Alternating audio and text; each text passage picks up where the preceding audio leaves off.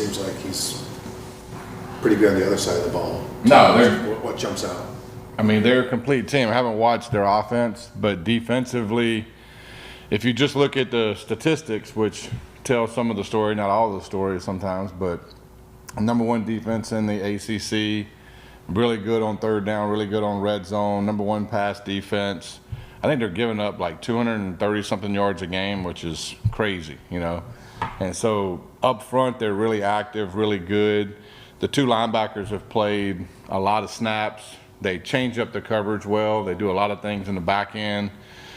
They really know what's going on within the system from what it seems. They have some transfers that have came in and gave them some boost, especially up front. 50 can get after it. He's got a high motor. Defensive line wise, I mean, they get you in some third down situations and they can cause some havoc. Their third down package is good. We got to be prepared for it. There's a well-coached team. I think he's done a good job his whole career, to be honest, everywhere he's been. And so it's been a one-possession game 2 years in a row, and we know that they're going to come in fired up. We're going to be fired up, and it'll be a heck of a game. That's why we talk a lot about matchups, and you know, some teams just match up better with others. It just seems like this is like a strength versus strength game. You're big on that side of the ball. You're big on the other side of the ball. You're fast. They're fast. It looks like a mirror, kind of in some ways. Anyway. No, I think you're right. I mean, I think we're a pretty complete team, and I think they're a pretty complete team.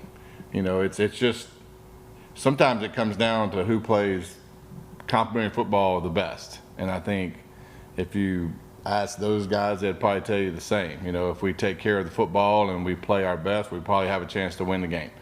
And so ultimately we feel very similar. I think that, you know, we have to do a good job of taking care of the football, which we have for the most of the year, and do a great job in the red zone of getting touchdowns. You know, touchdowns over field goals are huge. Shannon, maybe what's the word? But anyway, it seems like you're using a lot of, I can't think of the right word, but just confirmation bias is what I'm looking for. Right. It seems like you're using a lot of like condensed sets, bunch formations this year. Just what advantage comes with that? Like obviously there's a lot of talk over the last, 5-10 years about spreading the field as wide as possible. Yeah. So going back the opposite direction, like what advantages does that have? I think there's advantages of both, and I think mixing it up well is really good.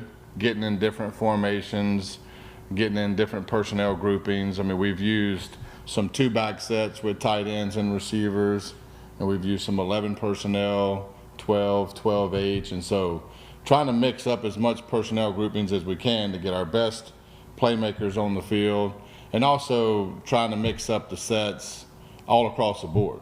But I do think, you know, when you're trying to block safeties, you know, you get closer to them. And so those receivers, if we're going to go in there and commit to blocking safeties at times, which we will, those sets tend to get those guys closer to block them. And you can do some really cool play action stuff out of that. You know, it limits what the defense can do coverage-wise. You know, if you look at those sets when they get condensed, typically they have a couple things they go to that they like.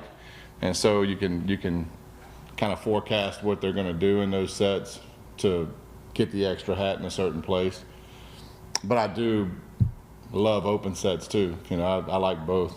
And then, I mean, obviously, like you said, you have a lot of diversity in your play calling in different formations. So now that you've been here for 3 years, Myers been here for 4 years, you've been able to recruit the guys who you want. How much does that help you be able to line up, you know, not be limited by your personnel, to be able to line up kind of, you know, all these different ways?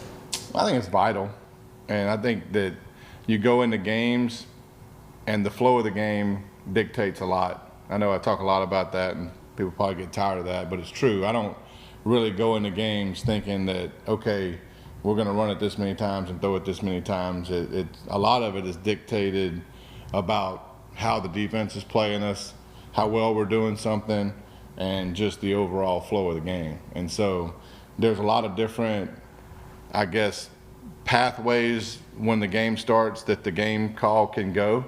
And I think that's the beauty of football, in my opinion, is the artist work of how the game lays out. And so I appreciate that, and I think that's an artwork type deal. I asked Mario this too. The last year, top offense in the country, and a lot of people were involved in that. Yep. This year, numbers are great again. A lot of people involved in that. How hard is? I don't want to say how hard. Does any part of it surprise you in the sense that you have kids that are buying in when they're playing for money, and when, to a certain level at least, what they make is based on stats, and not every kid's getting the stats he wants all the time, and yet you guys don't seem to mind that. How do you get 20-year-olds to have that thinking? I think they're getting coached by quality people. You know, I think, you know, our assistant coaches do a heck of a job handling their rooms, which when you stack talent in rooms, you have to manage that talent. You can't just bring it in and let it be, right?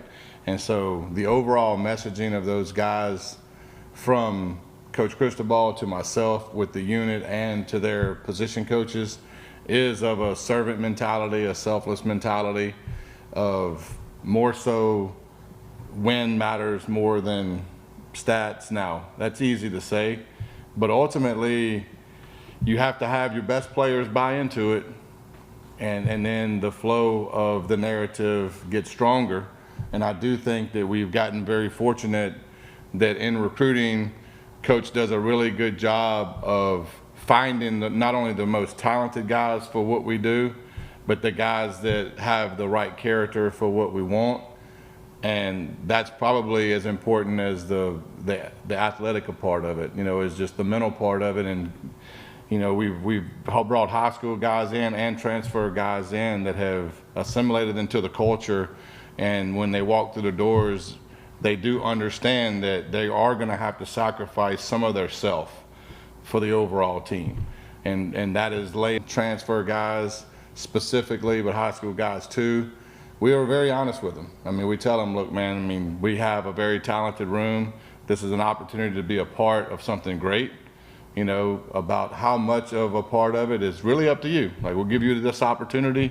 All we can give you is shoulder pads and a helmet and an opportunity. And what you do with that is really what you do with it. And so, but I do think the overall leadership of the rooms is a vital factor in what you're talking about.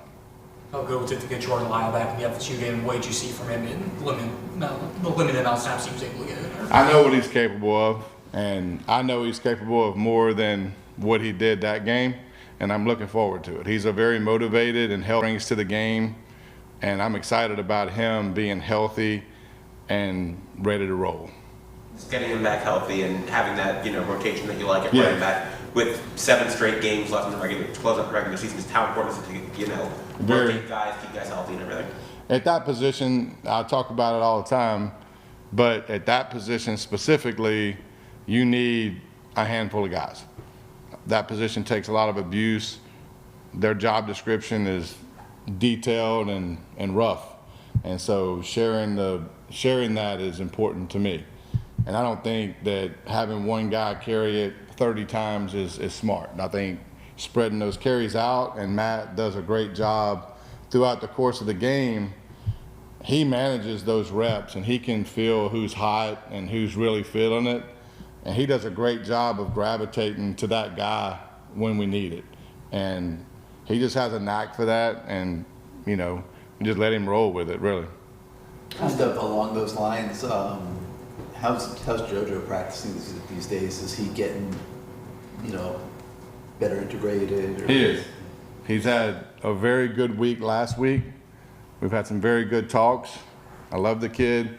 He's had a very good week of practice, really good day to day.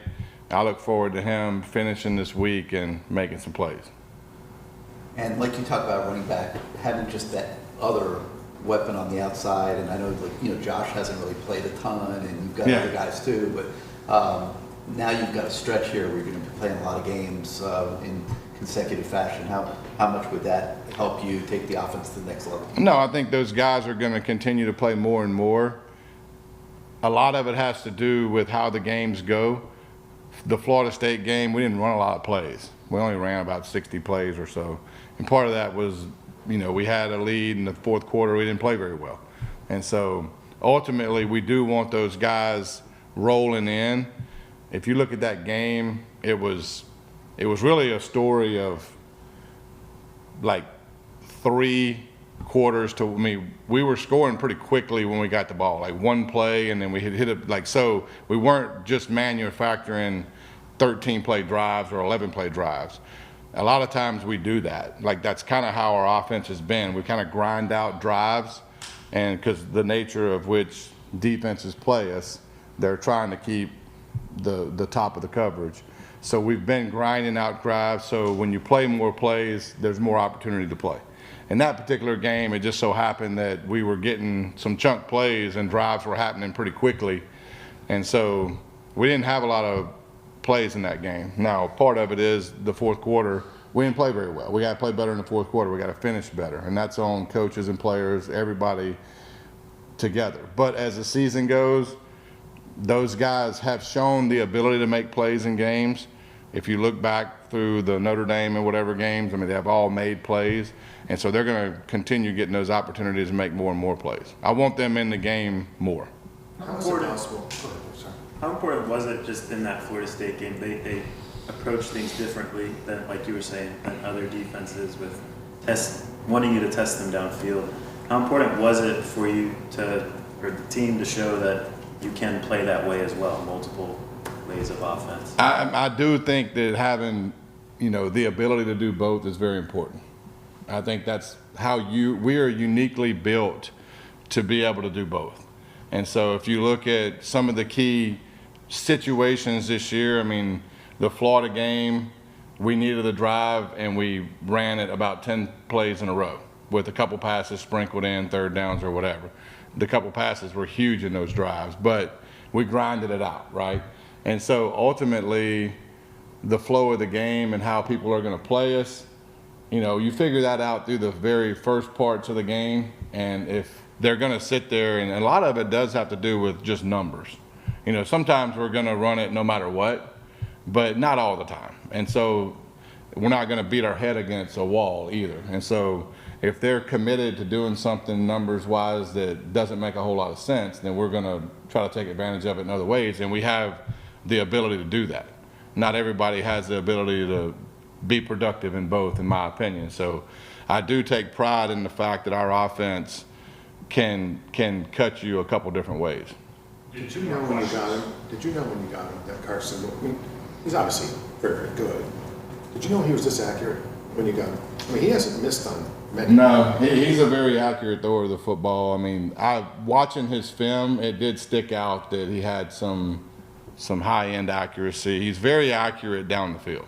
And I think you can see when we do throw it vertical, a lot of times it's right on the money. And so even the one that we threw to Malachi early in the game, like the number 3 did a great job catching back up, but that was a really accurately thrown ball.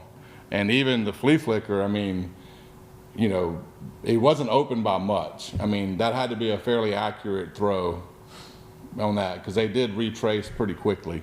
And so he is an accurate thrower down the field. And so he can make all the throws, obviously. And our O-line does a great job of keeping the pocket clean, which is very important. Nobody's accurate if the pocket isn't clean. Keep saying that, but that's true. But he did show that on his film. I mean, I did see a guy that was very accurate in the pocket, very accurate on intermediate routes, and threw a very good deep ball. That's a couple things that obviously stuck out from just recruiting him. Because you brought about the flea flicker call, was that something you saw kind of in the moment, or was that something in your pocket that you thought would work that night? I thought it would work that night. I mean, the way that they were going to play defense, I had a feeling that they were going to be pretty aggressive in the back end. So it was just something I thought that at some point throughout the game, if the situation presented itself, we would have an opportunity to hit it. The quick game, I know it was a numbers thing, right? The quick game against Florida State, spitting it out. Was that one of the better executed quick games since you've been here? Probably this year specifically, yeah. And maybe since I've been here. I mean, there was a lot of spitting the ball out and getting 6 to 7 to 8 yards. And a lot of times, we didn't necessarily have perfect leverage, but the throw and the timing was so sharp that it ended up getting positive yards. And I think and the blocking on the perimeter has been really good all year. And I do think that's a element of our offense that I put that really into running yards. You know, I mean, it's basically an extended handoff. If they're going to sit there and stack the box, and you can just spit it out there and get 5 or 6 yards, or heck, you know, you might get more, right? And so it's just basically what you were saying earlier is it's a way to make us play the whole field. Awesome, wanted there. Thank you, Coach. Thank you. Appreciate it, guys.